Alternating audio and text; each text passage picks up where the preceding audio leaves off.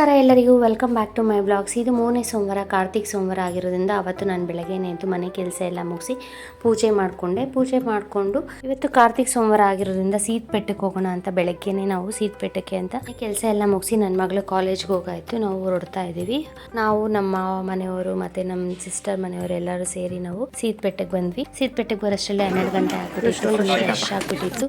3ನೇ ಕಾರ್ತಿಕ್ ಸೋಮವಾರ ಆಗಿರೋದ್ರಿಂದ ಯಾವ ದೇವಸ್ಥಾನಕ್ಕೆ ಹೋದ್ರು ಇವತ್ತು ಫುಲ್ ರಶ್ ಇರ್ತಾರೆ.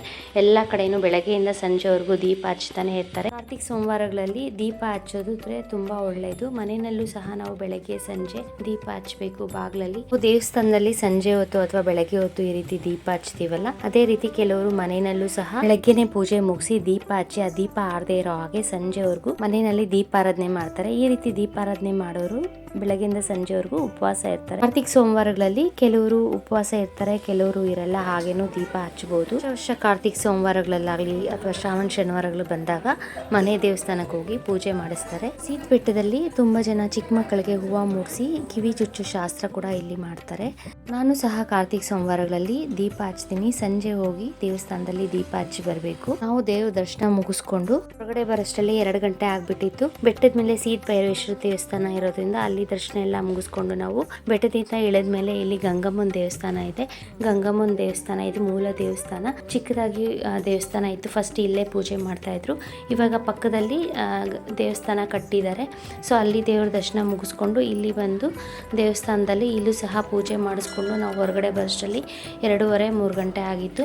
ಏಟಾದ್ರೂ ದೇವ್ರ ದರ್ಶನ ಚೆನ್ನಾಗಾಯ್ತು. ಇಲ್ಲೂ ಸಹ ದೇವ್ರ ದೀಪ ಹಚ್ಚೋರು ದೇವ್ರಿಗೆ ದೀಪ ಹಚ್ತಾ ಇದ್ರು. ತುಂಬ ರಶ್ ಇದ್ರೂ ಸಹ ನಮಗೆ ದೇವ್ರ ದರ್ಶನ ಚೆನ್ನಾಗಾಯಿತು. ಕ್ಯೂ ಸಿಸ್ಟಮ್ ಮಾಡಿರೋದ್ರಿಂದ ಬೇಗ ದರ್ಶನ ಮುಗಿಸ್ಕೊಂಡು 2 ಕಡೆ ನಾವು ಹೊರಗಡೆ ಬಂದ್ವಿ. ಇಲ್ಲಿಂದ ನಾವು ಮನೆಗೆ ಹೋಗೋಷ್ಟರಲ್ಲಿ 3:30-4 ಗಂಟೆ ಆಗುತ್ತೆ ಅಂತ ಅಂದ್ಕೊಂಡ್ವಿ.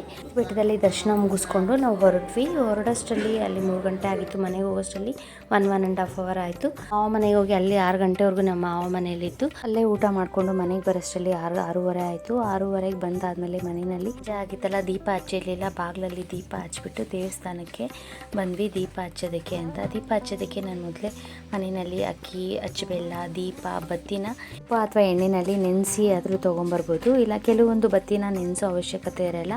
ಹಾಗೆ ತೊಗೊಂಬಂದು 365 ಬತ್ತಿ ಬರುತ್ತಲ್ಲ, ಆ ಬತ್ತಿನ ತೊಗೊಂಬಂದು ದೀಪ ಹಚ್ಚಿದ್ರೆ ಒಳ್ಳೆಯದು. 365 ಬತ್ತಿ ದೀಪ ಹಚ್ಚೋದ್ರಿಂದ ವರ್ಷ ಪೂರ್ತಿ 365 ದಿನವೂ ದೀಪ ಹಚ್ಚೋದಷ್ಟೇ ಶ್ರೇಷ್ಠ. ಕೆಲವರು ತುಪ್ಪ ಹಾಕಿ ದೀಪ ಹಚ್ತಾರೆ, ಕೆಲವರು 5 ಥರದ ಎಣ್ಣೆ ಮಿಕ್ಸ್ ಮಾಡಿದ್ರೆ ಆ ಎಣ್ಣೆ ನೆನೆಸ್ಬಿಟ್ಟು ದೀಪ ಹಚ್ತಾರೆ. ಕೆಲವರು ನಿಂಬೆಹಣ್ಣು ದೀಪ ಹಚ್ತಾರೆ, ಕೆಲವರು ಬೂದ್ ಕುಂಬಳಕಾಯಲ್ಲಿ ಮತ್ತು ತೆಂಗಿನಕಾಯಲ್ಲೂ ಸಹ ದೀಪ ಹಚ್ತಾರೆ. ದೀಪ ಹಚ್ಚಿದಾದ್ಮೇಲೆ ಕಾಯಿ ಹೊಡೆದು ಪೂಜೆ ಮಾಡಿ ದೇವ್ರ ದರ್ಶನ ಮುಗಿಸ್ಕೊಂಡು ಮನೆಗೆ ಬಂದೆ. ಲಾಸ್ಟ್ ವೀಕ್ ವ್ಲಾಗು ಲೇಟಾಗಿ ಅಪ್ಲೋಡ್ ಮಾಡ್ತಾ ಇದ್ದೀನಿ. ಈಗಿನ ತಿಂಡಿಗೆ ನಾನಿಲ್ಲಿ ಗ್ರೀನ್ ಚಿತ್ರಾನ್ನ ಮಾಡಿದ್ದೆ. ಆ ರೆಸಿಪಿನ ನಿಮ್ಮ ಜೊತೆ ಶೇರ್ ಮಾಡ್ಕೊತಾ ಇದ್ದೀನಿ.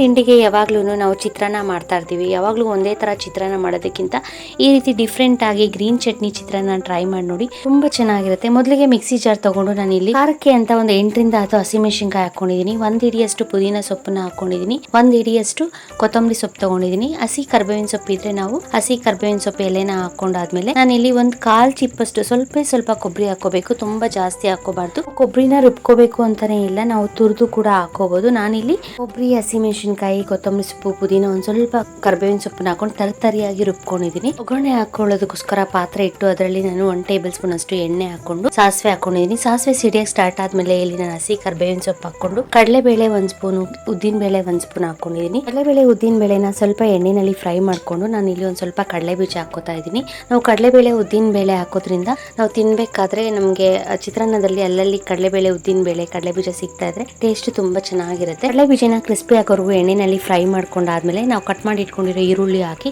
ಈರುಳ್ಳಿ ಬ್ರೌನ್ ಕಲರ್ ಆಗೋವರೆಗೂ ನಾವು ಎಣ್ಣೆನಲ್ಲಿ ಫ್ರೈ ಮಾಡ್ಕೋಬೇಕು. ಈರುಳ್ಳಿ ಬೇಗ ಫ್ರೈ ಆಗಬೇಕು ಅಂದ್ರೆ ನಾವು ಸ್ಟಾರ್ಟಿಂಗ್ ಈರುಳ್ಳಿ ಹಾಕಿದಾಗ ಒಂದು ಸ್ವಲ್ಪ ಉಪ್ಪು ಹಾಕೊಂಡು ಫ್ರೈ ಮಾಡೋದ್ರಿಂದ ಈರುಳ್ಳಿ ಬೇಗ ಫ್ರೈ ಆಗುತ್ತೆ. ಪೇಸ್ಟ್ನ ಹಾಕಿ ಅದು ಹಸಿ ವಾಸನೆ ಹೋಗೋವರೆಗೂ ಎಣ್ಣೆನಲ್ಲಿ ಚೆನ್ನಾಗಿ ಫ್ರೈ ಮಾಡ್ಕೋಬೇಕು.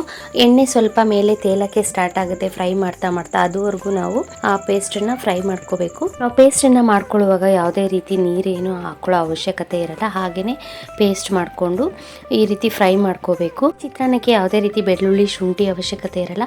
ನೀವು ಬೇಕು ಅಂದರೆ ಬೆಳ್ಳುಳ್ಳಿ ಶುಂಠಿನ ರುಬ್ಕೋತೀವಲ್ಲ ಅವಾಗ ಹಾಕ್ಕೊಂಡು ಪೇಸ್ಟ್ ಮಾಡ್ಕೋಬೋದು. ನಾನಿಲ್ಲಿ ಚಿತ್ರಾನ್ನಕ್ಕೆ ಅರಿಶಿನ ಪುಡಿ ಹಾಕ್ಕೋತಾ ಇದ್ದೀನಿ. ಅರಿಶಿನ ಪುಡಿ ಹಾಕಿ ಮಿಕ್ಸ್ ಮಾಡಿಕೊಂಡು ನೋಡಿ, ಈ ರೀತಿ ಎಣ್ಣೆ ಮೇಲೆ ತೇಲಬೇಕು.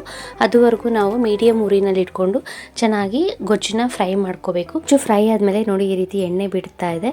ಇವಾಗ ಗೊಜ್ಜು ರೆಡಿ ಆಗಿದೆ. ಈಗ ಸ್ಟವ್ ಆಫ್ ಮಾಡಿಕೊಂಡು ನಾವು ಇದಕ್ಕೆ ಲಾಸ್ಟಲ್ಲಿ ನಿಂಬೆಹಣ್ಣು ರಸ ಹಾಕೋತಾ ಇದ್ದೀನಿ. ನಾವು ಸ್ಟಾರ್ಟಿಂಗಲ್ಲಿ ಉಪ್ಪು ಈರುಳ್ಳಿ ಫ್ರೈ ಮಾಡುವಾಗ ಹಾಕೊಂಡಿದ್ದೆ.